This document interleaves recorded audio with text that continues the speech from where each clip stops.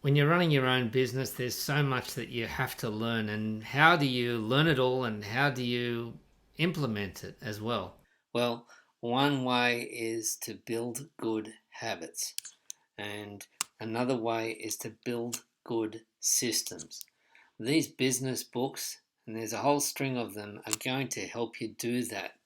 The Brain Audit explains why customers buy and why they don't buy. So it's absolutely essential for understanding the marketing and sales process and for writing as well.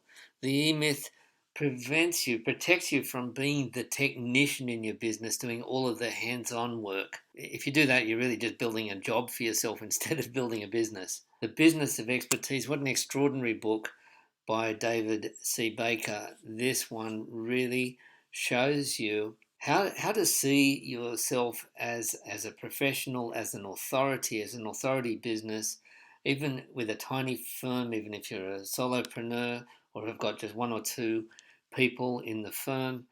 Really, really valuable for marketing. Atomic Habits, that it teaches you how to build habits without motivation and without willpower.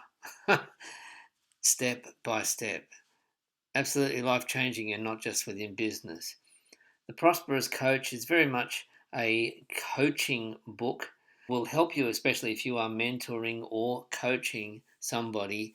It does have some very interesting, probably I'd say controversial attitudes to the whole marketing process and funnels and so on. But it's a book that will probably alienate a lot of people, but I think you either love it or hate it, and I'm very much in favor of it. How to Measure Anything is really literally about how you can measure literally anything at all, not just business things, not just the numbers. Quite extraordinary. Does get a little bit too heavy on the math side of things at times if you're not used to statistics, but it will challenge you and it will really help even if you don't grasp all of that around the statistics. It will really, really help you to understand problems in a different way and to define them well. Measure What Matters, another measuring book which really digs into how larger companies, including Google, were able to really get everybody on the same page using OKRs, objectives and key results. And in doing that, it really shows how each person has got like a primary goal, a primary objective for a particular period, and how they all tie in together, even in a very large organization. Now, the Checklist Manifesto, I was absolutely against checklists before I read this book. Atul Gawande, a general surgeon who has traveled the world multiple times, shows here how the medical industry, the airline industry, building, cooking, so many different industries, so many examples. He's a great storyteller. How they don't rely anymore on the general surgeon or on the chief surgeon who is the decision maker who's got it all in his or her head, but actually save themselves and literally save lives through having very short checklists. A checklist is not a to do list.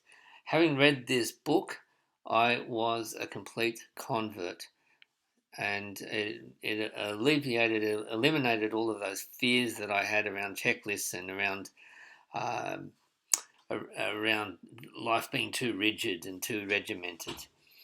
And finally, here I have this one, Value Based Fees by Alan Weiss, How to Charge and Get What You're Worth. So this is quite an old book, but the whole value based pricing has movement has is very much taking off in some professional services industries where you are no longer paid for your time, but you are paid for the outcome. Now, that's not completely commission based, but this book, even if you are not able to implement all of it, will challenge you to think very, very differently about the value of your service and why your clients are paying for you. So all of these books are available on my kit page and I will get a little commission if you buy them through my kit page, which goes through to Amazon. So you'll see the link in the description here, in the description of this video.